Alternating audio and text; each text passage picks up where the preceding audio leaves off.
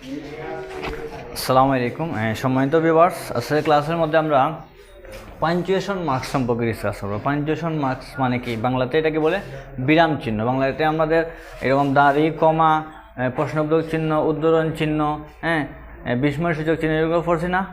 তো ইংলিশেও সেম এরকম punctuation marks কোনগুলো? ফুল স্টপ, কমা, ইনভার্টেড কমা, অ্যাপোস্ট্রফি, ঠিক আছে।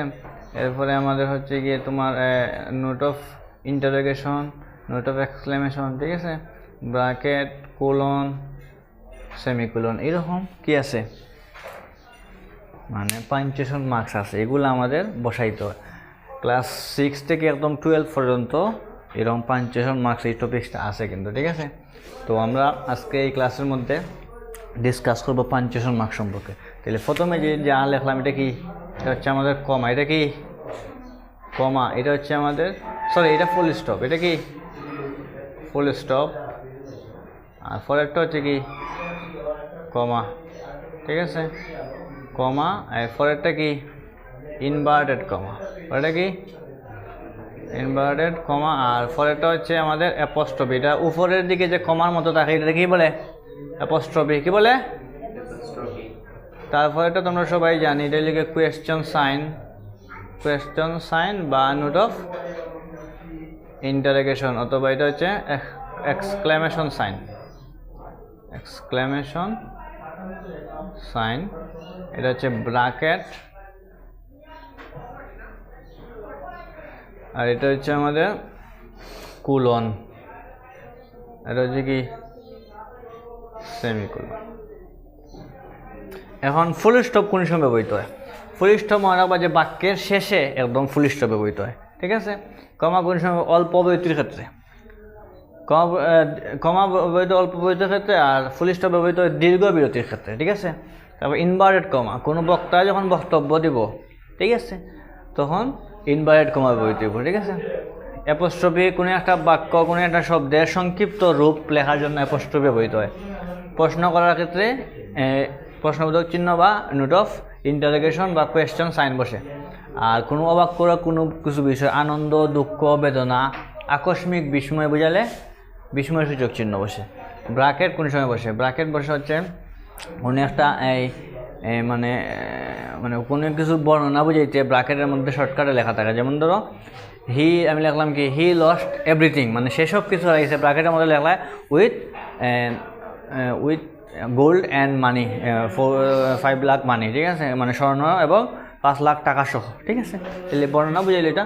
কুলন কোন সময় বসে? কুলন বসে যে কথোপকথনের ক্ষেত্রে। আমরা ডায়ালগ যেমন লিখি না, ডায়ালগ লিখে কি লিখি? হাসান লিখলাম, হাসান লিখে এরকম দুইটা ফুটা দেয়, ঠিক আছে, এটাকে বলে কুলন। হাসান লিখে hi Suman, how are you, ঠিক আছে। পরে সুমনের লিখে পরে দুইটা কুলন এরকম ফুটা দেয়, এটা কি হয়? কুলন হয়। এর মানে কুলন কোন সময় ব্যবহৃত হয়? এই ডায়ালগের ক্ষেত্রে। ডায়ালগের ক্ষেত্রে কি বসে? কোলন বা কথোপকথন। সেমিকোলন কোন সময়? কোনো একটা ব্যক্তির টাইটেল বুঝে, যেমন দ্য প্রিন্সিপাল লিখে এটা দিলাম, of Shafiuddin school and college কিংবা অফ ঢাকা কলেজ বা ইত্যাদি, ঠিক আছে। এগুলো বুঝতে পারছি। এখন দেখো আমাদের পরীক্ষার মধ্যে কিন্তু এইভাবে পেজে জায়গায় থাকবো। কি একায় থাকবো স্যার? তাইলে দেখো প্রথম অর্থটাকে সম্পূর্ণ ফর্ম। অর্থটা কি করবো? প্রথমে কি বলছে দেখো, দ্য ওল্ড ম্যান সেইড, বৃদ্ধ লোক বলল, can you give me some food, তুমি কি আমাকে কিছু খাবার দিবে? তুমি কি আমাকে কিছু? I have been starving for 2 days। Starving মানে উপোস থাকা, কি থাকা? অর্থাৎ না খেয়ে থাকা। কি খেয়ে থাকা? অর্থাৎ আমি 2 দিন ধরে না খেয়ে আছি। 2 দিন ধরে এই কথাটা খেয়ে বলছে, বৃদ্ধ লোক বলছে, can you give me some food, আমাকে কিছু খাবার দিবে। I have been starving for 3 days, for 2 days, আমি 2 দিন ধরে না খেয়ে আছি। দ্য মেড সেড, মেড মানে চাকরানি। চাকরানি বললো, হোয়াই ডু ইউ বেগ, তুমি কেন ভিক্ষা করো? কান্ট ইউ ওয়ার্ক, তুমি কি কাজ করতে পারো না?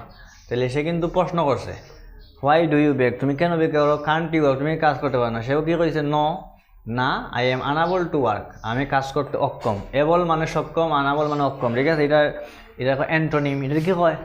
অর্থাৎ এবলের অ্যান্টোনিম হচ্ছে আনএবল, মানে এটা বিপরীত শব্দ, ঠিক আছে। ডাবল মেড রিপ্লাইড, ও বৃদ্ধ লোকটি উত্তর দিচ্ছে, ঠিক আছে। তাহলে আমরা প্রথমে এটা শুরু করি। প্রথমে মনে রাখবা একদম প্রথমে শুরুতে কি বসে? ক্যাপিটাল লেটার বসে। ঠিক আছে, একবারে শুরুতে কোনো ব্যক্তির নাম, মানুষের নাম, দেশের নাম, রাজ্যের নাম, সাগর, মহাসাগর, পত্রিকা কিংবা কোনো ধর্মীয় গ্রন্থের নামের পূর্বে আল কুরআন, গীতা, রামায়ণ, ঠিক আছে, কিংবা মনে করো বাইবেল, ত্রিপিটক, এগুলো কোনো ধর্মীয় গ্রন্থের নামের পূর্বে কোনো কিছুর নামের পূর্বে বড় হাতের হইব। ঠিক আছে, তাইলে আমি প্রথমে কিন্তু দ্য ওল্ড ম্যান বড় হাতের অক্ষর হইল। ঠিক আছে, দ্য ওল্ড ম্যান সেইড। এখন দেখো এটা কিন্তু বক্তার বক্তব্য বুঝেছে। Can you give me some word, তুমি কি আমাকে কিছু খাবার, এটা প্রশ্ন করা বুঝেছে কিন্তু। ঠিক আছে, তাইলে এখানের মধ্যে আমরা ইনভার্টেড কমা হইব। Can you give me some food দিয়ে আমি কি করলাম, প্রশ্নগুলো তুলে দিলাম। তারপরে কি আই হ্যাভ বিন, এখন আই হ্যাভ বিন এখানের মধ্যে আই হ্যাভ আছে, তাইলে এটা শর্টকাট আছে না, যার কারণে শর্টকাট, তাহলে আমরা কি করবো, অ্যাপোস্ট্রফি ব্যবহার করবো। আই হ্যাভ আছে কিন্তু এখানে, I have been starving, I been starving, এটা হচ্ছে আমাদের আই হ্যাভ বিন স্টার্ভিং হচ্ছে আমাদের কোন ধরনের tense, subject plus have been has been থাকে প্রেজেন্ট পারফেক্ট টেন্সের মধ্যে, প্লাস মূলবারের সাথে আইএনজি, তাহলে এটা কোন টেন্স হয়, present perfect continuous tense, subject plus have been has been plus ভার্বের সাথে আইএনজি। ঠিক আছে, ফর 2 days যেমন আছে তেমন লিখলাম, শেষ, তার কথা কিন্তু এই শেষ। তারপরে কি বললো, দা মেড সে, চাকরানি বললো, কি বললো চাকরানি,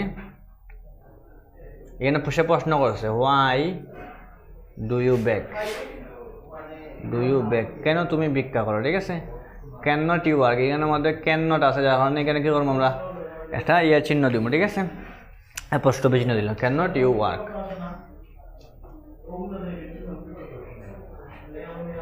এই কথাটা কিন্তু শেষ, চাকরানির কথা শেষ। No I am unable to work, এই কথাটা শেষ হইতে পারে, বৃদ্ধ লোক কইতে পারে, ঠিক না, তাহলে আমি লিখলাম কি, no I am unable to work, এখানে দিলাম আমি ইনভার্ট কমা ক্লোজ করলাম, দ্য ওল্ড ম্যান রিপ্লাইড, শেষ, লাস্টে ফুল স্টপ। আশা করি সবাই বুঝতে পারছো। যারা এখন আমাদের ইউটিউব চ্যানেলের মধ্যে নতুন কিংবা ফেসবুকের মধ্যে নতুন, তারা সাবস্ক্রাইব করবা, ফলো দিবা, বেল আইকনের মধ্যে ক্লিক করবা, যাতে করে সহজে ক্লাসের ভিডিওগুলো আপনারা পেতে পারেন। সবাই ভালো থাকেন, সুস্থ থাকেন, দেখা হবে পরবর্তী ক্লাসে। আসসালামু আলাইকুম।